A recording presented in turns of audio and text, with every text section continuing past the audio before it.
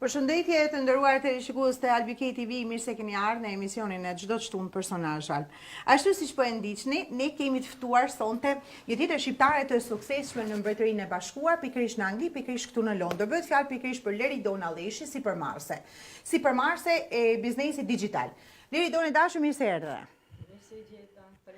Dashur teleshikues, Leridona ka pak emocione, por nuk ka problem fare, sepse gjatë bisedës ne do I kalojmë. Mua më pëlqen shumë ky plan I hapur, kështu na tregon studion. Leridona dashur, hidhi një sy atje, shiko pak çisa bukur dukemi, ha?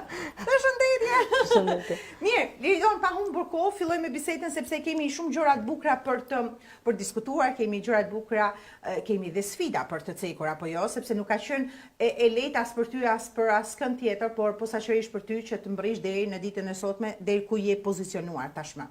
Mirë, Leridona dashur, do doja në emër gjithë teleshikuesve të dinin diçka më shumë nga Leridona. Pra, kush është Leridona, cila është perardhja jote familjare, diçka nga fëmijëria jote do na tregosh? Shumë në të përgjithshme, kuptohet. Po, unë jam Dona Alleshi, Leridona Alleshi emri I gjatë dhe kam lindur në Burrel. Do I përshëndesim gjithë burrejtë, se kemi shumë burrejtë këtu në Londër, kështu që do I përshëndesim. Edhe posaçërisht ato familje që I kemi edhe kështu familjar tonën, e kemi miqësi familjare, I kemi më të përzemërt. Ato I përshëndesim në veçantë. Po e dashur. Po, kam lindur në Burrel, kam një vëlla, një motër. Okej. I pashmejtë më shëndet. Mamin. Okej. Dhe tani jam e martuar dhe kam 2 fëmijë të mi. Okej, bukur, më pëlqen shumë. Tani do I marrim gjërat pak më avar, sepse ti nga fëmijëria na shkove tek mamaja, kështu që ne shumë shpejt I kalove, por nuk ka problem fare. A do na tregosh diçka të bukur nga fëmijëria jote në Burrel? Fëmijëria ime ka qenë shumë e vështirë, pasi ne jena rritur pa babain, dhe unë duke qenë motra më e madhe, gjithmonë jam kujdes. Përgjësia kuptohet. Po, jam kujdesur për vllajën dhe për motrën. Me aq sa I kam mundur. Patjetër, as nuk e vën dyshim fare. Do na tregosh ndonjë gjë të bukur, ndonjë ngjarje, ndonjë histori të asaj kohe? Gjë të bukur nga fëmijëria ime. Nga shkolla, pse jo, nga kopshti, nga shkolla 8 vjeçare, ndoshta mund të kemi ndonjë gjë të bukur për të kujtuar nga ajo kohë. Ajo kohë ka momente të bukura. Njëra nga momentet më të bukura të jetës time ka qenë që në 2007-ën, 2004-ën, kanë lëvizur nga Burreli në Tiranë, ku unë gjeta vetëm me shumë vështirësisë. Kur mbaj mend kur kam shkuar në shkollë, isha në klasën e 8. Unë adhuroja fizkulturën edhe letërsinë. Edhe vetëm këto 2 gjuhë të tjera nuk I shikoja fare. Kështu që e kam gjetë vetëm tek shkolla në këtë gjuhë me notë 10 dhe notat tjera pak më ulta, por nuk ka problem fare, mos e çaj kokën fare. Na trego pak e dashur Leridon, sepse kalimi nga një qytet I vogël se që është Burreli, për të shkuar në kryeqytet, nuk është një katapult I vogël apo jo? Jo, është një hedhje goxha nuk dua ta them e rrezikshme, po pak si shumë e vështirë, sepse mentaliteti, vështirësia, ekonomia, shumë gjëra së bashku. Tani na trego pak si e përballove. Unë jam tip shumë kokëfort, domethënë kur e dua diçka, punoj fort, përkushtohem dhe jam stabilizuar shumë shpejt. Unë jetova shumë shpejt. Bravo. Pra, u zhvendosën në Tiranë, në kryeqytetin e Shqipërisë, që na mbushet zemra plot me emocione tani. Çfarë bëm tani? Një gjë premtoj që kur shpresoj të më ecë mirë, atje do jetoj jetën time, jetën nga fundi. Pjesën tjetër. Po patjetër, ke dhe mua këtu. Asgjë s'vët në diskutim fare. A do na tregosh pak e dashur Don, pikërisht shkputje nga Burreli në Tiranë. Se ti u shkpute vetëm apo jo? Me motrën të me vllajën, gjithmonë. Okej. Dhe si ishte për ty? Si ishte për ju ajo kohë? Emocion shumë përballja me shtëpi me qira, me ambientimin, shkolla, puna etj. Se unë e di që ti ke punuar asaj kohe. Po. Se ti dhe nuk dorëzohesh lehtë. Po, e vërtet. Sa më pëlqen ideja jote? Kur mos u dorëzo, kështu vazhdo gjithmonë.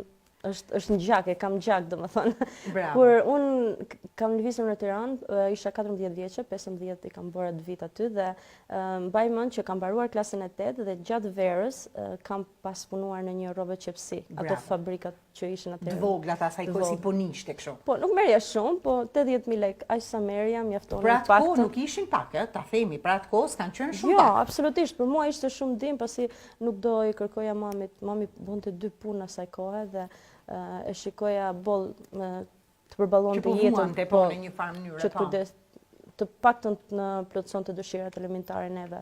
Kështu që unë jam munduar gjithmonë vetë, punoj vetë që mos të bëm një barë më shumë, domethënë. Bravo. Pastaj shkolla. Sepse pra 14-15 vjeç tregon që ti ke mbaruar shkollën 8 vjeçare, 9 vjeçare dhe pastaj ke kaluar në shkollë të mesme. Po, shkollën e mesme, nga që isha në punë rroba qepsi, e kam mbaruar me korrespondencë. Okej, shumë bukur. Dhe shkoja nga vetëm 3 ditë në javë, domethënë të hënë, të mërkur dhe të premte. Okej. Dhe gjatë ditë vetëm nga ora 4 mbas ditës deri në 8. Po, kështu që ishte ai orari I shkollës me korrespondencë, kështu që mos ta humbi dhe punën atë. Bravo. Pastaj si vijoi jeta jote e dashur Liridon? 2011-ën, mbaj mend që në dhjetor të 2010-ës u bërë liberacioni I vizave 3 mujore. Liberalizimi, po? Po, më fal me Italinë, me vendet europiane dhe kishe drejt domethënë të shkoj vetëm 3 muaj dhe të mos qëndroj atje. Dhe kam punuar fort, punoja në një nga këto shoppinget që ishte për food, për ushqime, dhe unë punoja aty dhe domethënë bëja një orar shumë gjatë, nga ora 5 mëngjesit deri 2 drekës. Bëja 2 ture si të kurseja pak lekë që të kisha mundësi të mundësoja biletën time me ikë në Itali. Dhe bravo. Po, kam ikur, kam prerë biletën, a kisha... Mua më pëlqen shumë tipi jot, këmbgulja jote më pëlqen jashtëzakonisht shumë. Po. Shumë. Bravo. E kam lënë punën 2 javë para kur kam prerë biletën dhe kisha vetëm 100 euro në xhep. Në rast se domethënë do më do të diçka në Itali do kthehesha. Por fati ka qenë me mua dhe unë u stabilizova, mora letra, domethënë më 5 vite gjatë. Në Itali ke shkuar vetëm pa vllaun dhe pa motër. Pa vllaun pas një vetëm fare. Si ishte ai emocioni, se kam dëshirë të ti cek këto momente kështu delikate të jetës një personi. Si ishte ai emocioni, ai momenti kur ti u shkpute nga Shqipëria, sepse ti u shkpute nga Burrele në Tiranë, pastaj nga Tirana e le Shqipërinë, shkove në Itali. A do na I tregosh pak këto emocionet e shkputjes tënde nga Shqipëria drejt një shteti, shteti fshi me Shqipërinë, si që është Italia, që janë me qindra mija gati 1 milion shqiptar atje, po sido që tjetë nuk ishte më vend yt. Pra, emocioni shkputjes, emocioni arritjes atje, përshtatja, frika. Aq I bukur dhe aq, domethënë edhe atë pjesën e vujtjes e kam pas, sepse unë isha vetëm, domethënë nuk kisha familjen. Gjithmonë e mbaj mend kur dilshim në restorante me kushërirën time, u bushin me shoqëri grup që ishin vetëm italian, edhe flishin vetëm italisht, dhe mbaj mend fillimet e mia që bisedonin dhe unë vetëm shikoja dhe buzëqeshja, nuk e dija për çfarë qeshin, a qeshin për mua ose nuk e di, unë mendoja vetëm buzëqeshja, asgjë tjetër nuk bëja. Domethënë unë kur kam situatë sikletshme është edhe ajo. Shumë, por kjo t'jep forcë që të mësosh gjuhën, të mësosh gjërat, të dish më shumë. Kështu që unë jam këtu. Bravo. Sa vite ke qëndruar në Itali? 5 vite. Domethënë kam udhëtuar në vitin 23 maj 2011 deri me 28 prill 2016, që kam ardhur këtu në Angli. Plot 5 vite. Si do e përshkruaje 5 vitet e tua në Itali? Pra, si do I përshkruaj kështu në të përgjithshme në tyre? Vitet më të bukur nga të jetës time. Pse? Sepse ka shpërzimur ke Italinë? Është e çuditshme. Pse nuk qëndrove në Itali, po emigrove sërish dhe u pozicionove në Angli, në Londër? Ja pra, leku të bën, leku të shkatroka. Po jo. Është e vërtetë ajo. Në një farë anë, në një farë ide është e vërtetë, pse jo? Jo, unë në Itali për shembull kur kam qenë e martuar me italian dhe ai ishte çuni vetëm dhe domethënë Unë në atë familje kam gjetë, domethënë, dashurinë që se kisha ndër vite më përpara, respektin, kuptimin e familjes, që vitet darka dikush mendonte për mua, o s'ke ngrënë, ta bëj këtë, çfarë don. Do thëmë prandaj të kërkoj ndjes nëse të pyes, pak si shumë se tani detyra e gazetarit, moderatori për këtë këtu jam unë për të pyetur apo jo? Të kërkoj ndjes, po nuk dua që të vihesh në siklet. Çka ndodhi me martesën tënde? Janë gjëra të jetës, gjithë kush mund t'i kalojnë, por ne jena ndarë me mirë kuptim, që nuk shkon. Nuk shkon, nuk funksionon. Okej. Asnjë gjë nuk është. Dhe ti gjithmonë këmbgulse, nuk u dorëzove asnjëherë pa pas një lloj diskutimi, pas një lloj frike, hop, emigrove nga Italia në Angli. Po, mbaj mend kur kam emigruar në Angli, punojet si përgjegjëse tek stadiumi përgjegjëse pastrimit tek stadiumi Juventus në Torino. Dhe kisha 3 vite që punoja aty, po shumë e lodhshme puna, nga 5 e mëngjesit deri në 2 drekës, ose kur kishin kështu partita, ndeshje që losnin futbollistët, unë punoja me orë gjatë, domethënë edhe 12 orë mund të rinim aty dhe shumë e lodhshme. Kuptohet, natyrisht. Dhe kam rujt kërsimet e mia 3 muajt e fundit, dhe kur kam ardhur këtu, u mendoja se do më kushtonte bileta shumë shtrenjtë, por ishin uljet atëherë në atë kohë, vetëm me 39 euro. Erdhe. Po, vetëm një valizhe do të thonë. Pra ti ke ardhur këtu me pasaportë italiane. Po. Okej. Vetëm valizha më kushtonte më shumë se sa bileta. Se sa bileta. Po, 5,99. Pastaj si vijoi jeta jote? Cili ishte impakti me Anglinë? Nga diellin a ke thënë edhe ti si unë edhe si shumë shqiptar tjerë anë mbar që ku është Anglia, ku është Londra, nuk po e shohim as gjekundi, nga ka humbur. A impakti i parë me Anglinë cili ka qenë? Impakti i parë kur kam ardhur, gjëja e parë që më bëri përshtypje ishte shumë njerëz, nga që isha mësuar në qetësi, domethënë, edhe dielli. Ku është dielli? Domethënë, s'ka diell. Po, është lagështira. Humbi shkreti diell, shumë shpesh. Shumë muajt viti humb dielli. Po imagjino që vitin e parë thoja me veten time se unë përballa me shumë vështirësi, domethënë derisa gjeta një punë që ika të pastroja shtëpitë, bëja diçka të punoj, të kisha të lek në gjendje për veten time që të mundsoja edhe një studio flat ose diçka të kisha më shumë. Pastaj fati më njohu me burrin tim që akoma sot jemi. Tani një sekond, tani prit tash se do ndalemi këtu se të pozicionojmë kështu mirë. Po si u njoh, si t'joh ky fati, se ty të ndjek fati gjithandej. Fati për të shkuar këtu, fati për atje, ti gjithmonë me shumë fat. Shumë fatlume. Po kur mendon mirë, të ndjek mirë, pse jo? Hajde, tash na trego si u njohe me bashkëshorti, me babain e fëmijëve tu të mrekullueshëm. Po, është vërtet shumë bashkëshorti. Që e përshëndesim fort, Po. Unë kur erdha në vitin 2016, mas 2 muajve, jena njohur, domethënë nëpërmjet shoqërisë, por takimi i parë ka qenë në Stratford Shopping. Okej. Dhe si takon East London. East London, po, aty afër ku jeton. Në lindje të Londrës.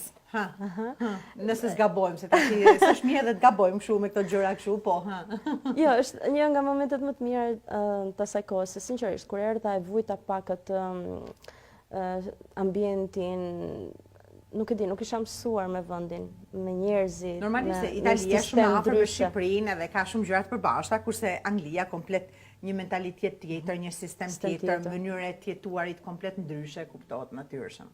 Çfarë ndodhi me ty?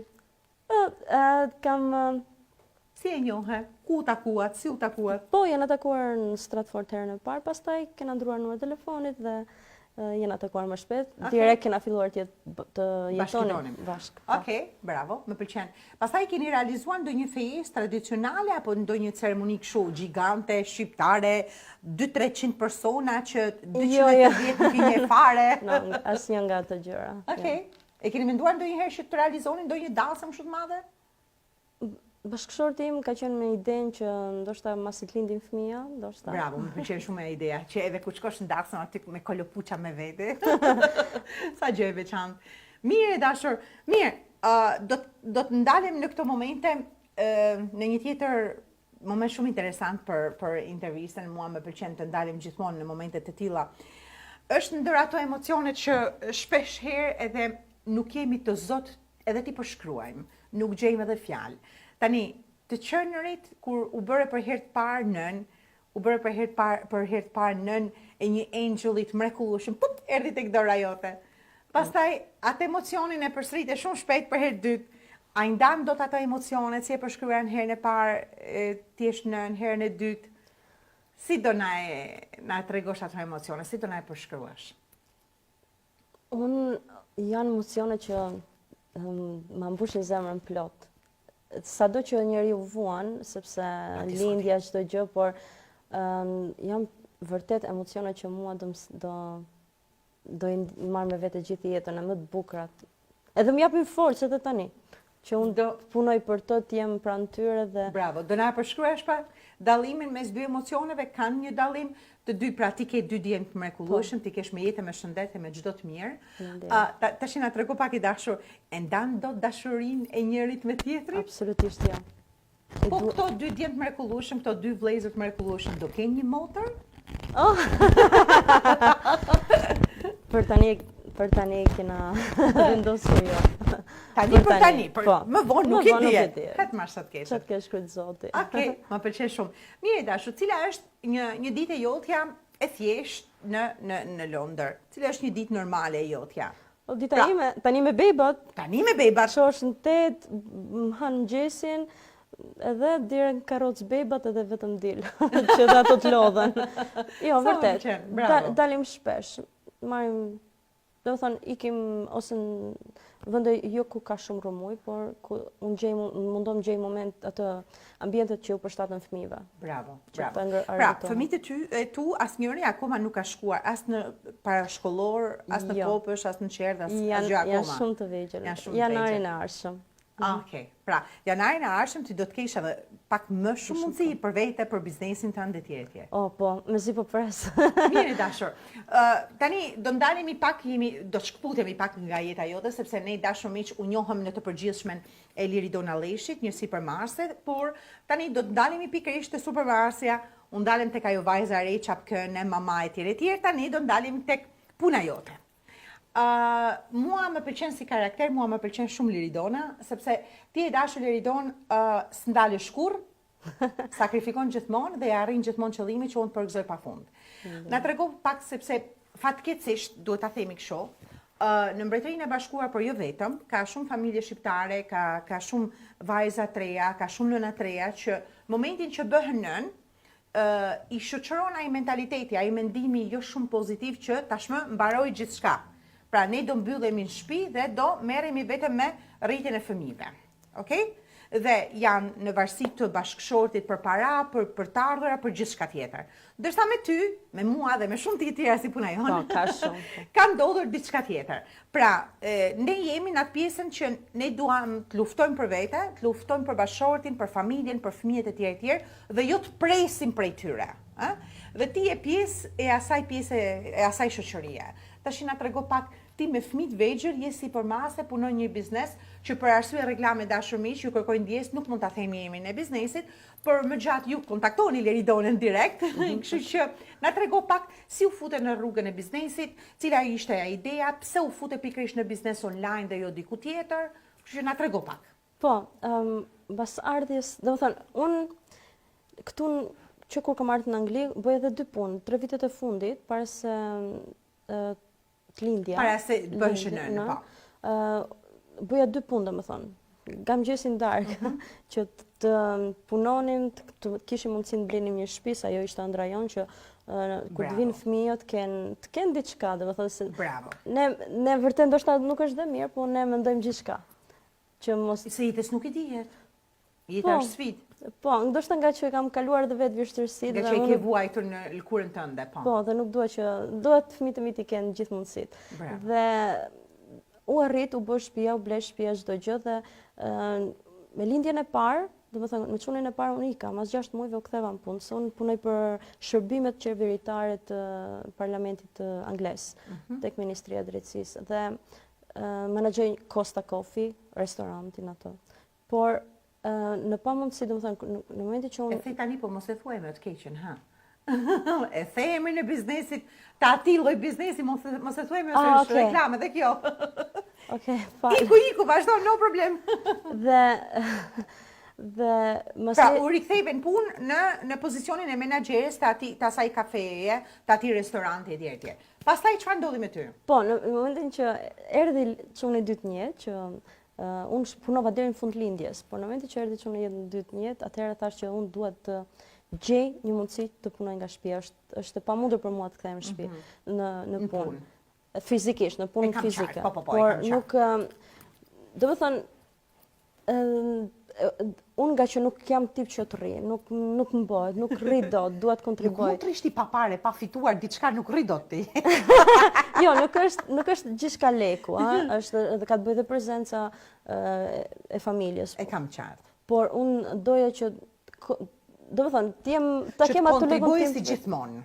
Pa tishe në pozicionin tënd gjithmonë. Bravo. Çfarë bëre? Si lindi ideja e të qenuris sipërmarrëse online? Po, në Facebook pash një advertise që quhen këto dhe një njoftim, po. Një njoftim dhe ishte shqiptare, ajo vajza që bënte këtë ad dhe do e përshëndesim, do ja përmendim emrin e vajzës? Po, Besa patjetër. Besë dashur, përshëndetje.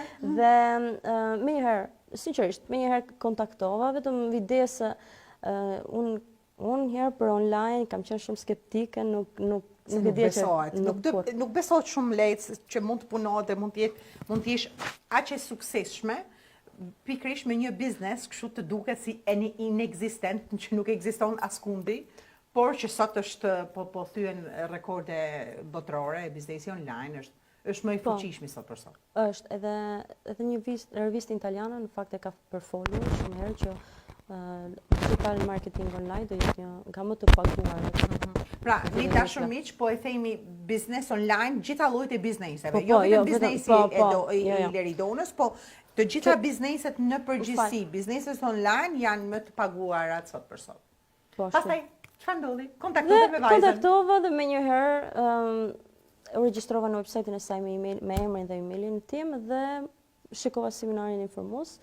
Ishte do të thënë vetëm informacione, njerëzit si arrinin sukseset e tyre, të kënaqur, jetën e lumtur që bërin. Pastaj bëri kurreshti, kontaktova prapë dhe mora pa hezitim trailin informues dhe atëherë kuptova thelb biznesin. Bravo. Dhe menjëherë investova dhe nuk jam pishman sepse kam investuar për veten time dhe jam shumë e lumtur. Bravo. Unë do të kisha dëshirë dashur Liridon, sepse në pozicionin tënd janë shumë mama treja që për arsye të tilla, për arsye të përafërta, ndihen në vështirësi, sepse nuk është e lehtë, kesh 2 fëmijë të vegjël, që ti rrisësh, ti edukosh gjithçka dhe për më tepër që fëmijët kanë shumë pak diferencë moshe njëri me tjetrin, vështirësia bëhet edhe shumë e madhe.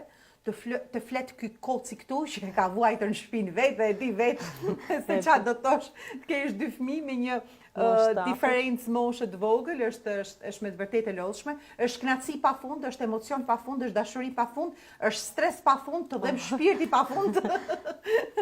Por është shumë interesante fakti që të punuarit online sot për sot, ashtu siç e thamë, është një arritje.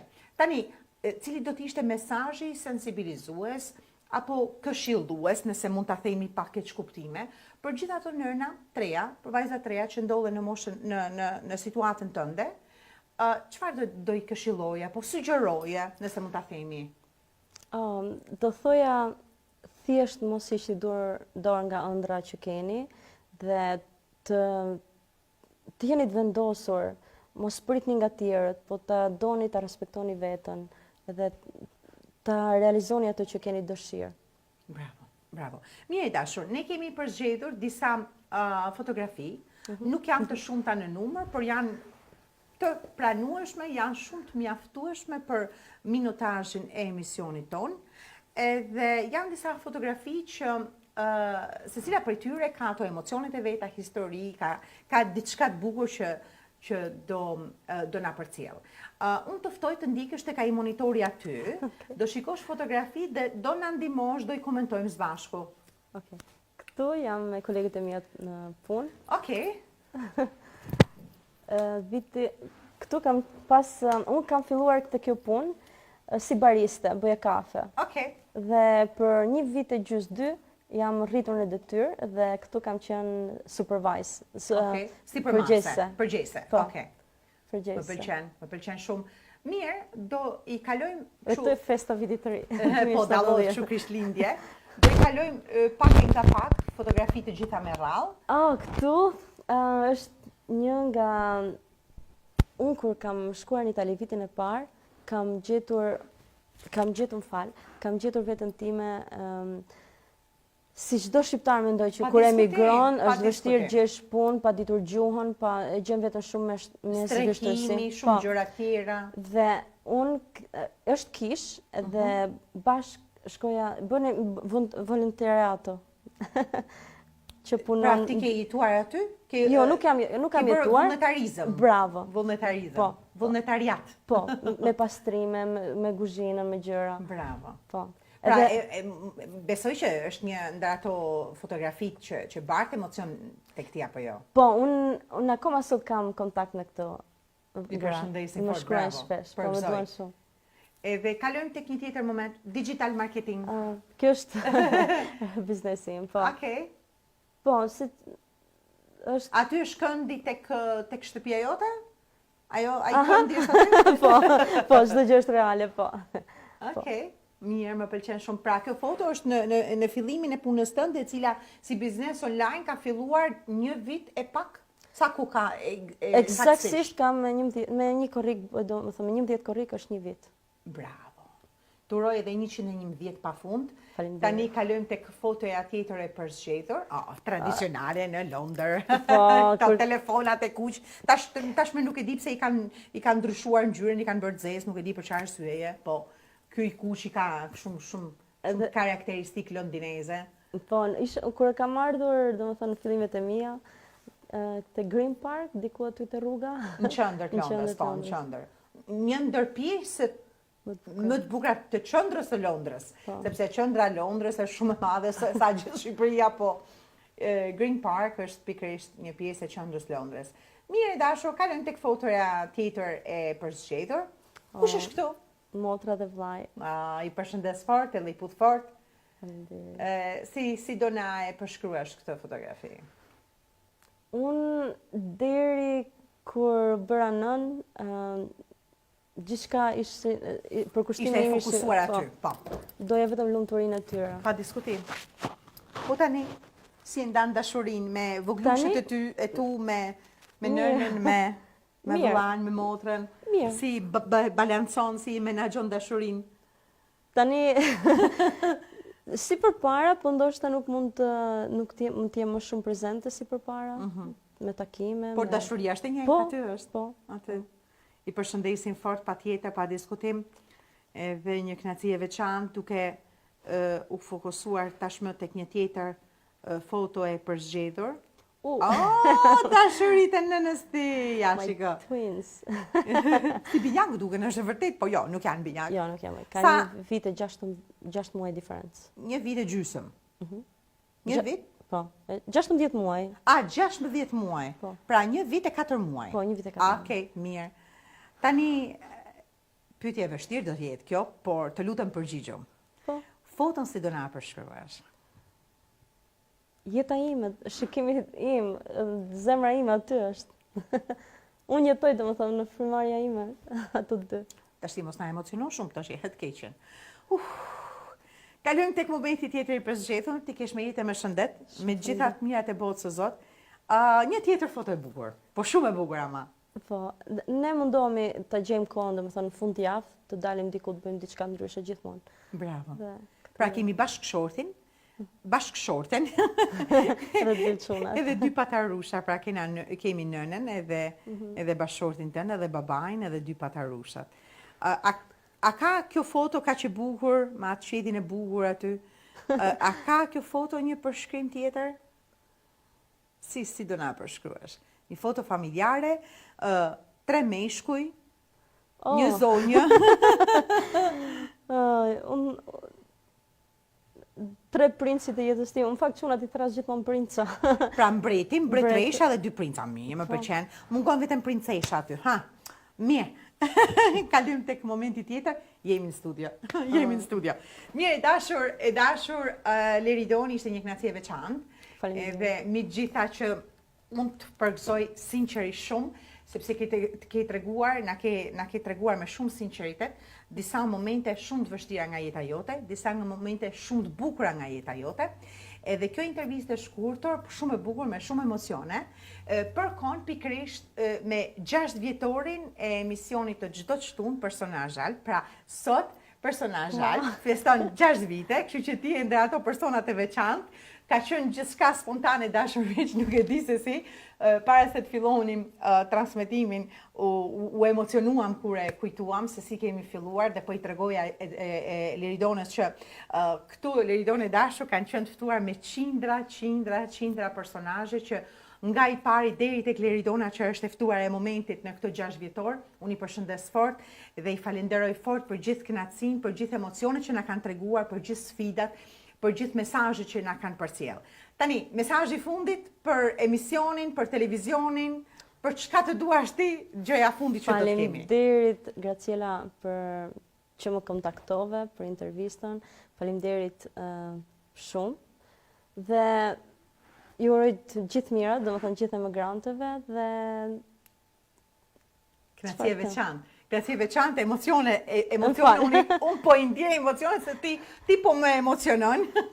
Mirë dashur teleshikuese, përshëndesim e falenderojmë shumë Liridona Aleshin si përmarrëse, por jo vetëm sepse është një bashkëshorte dhe një nën fantastike. Unë ju lë takim të shtunën e ardhshme dhe të shtunën e ardhshme do të jemi 6 vite emision plus 1 javë.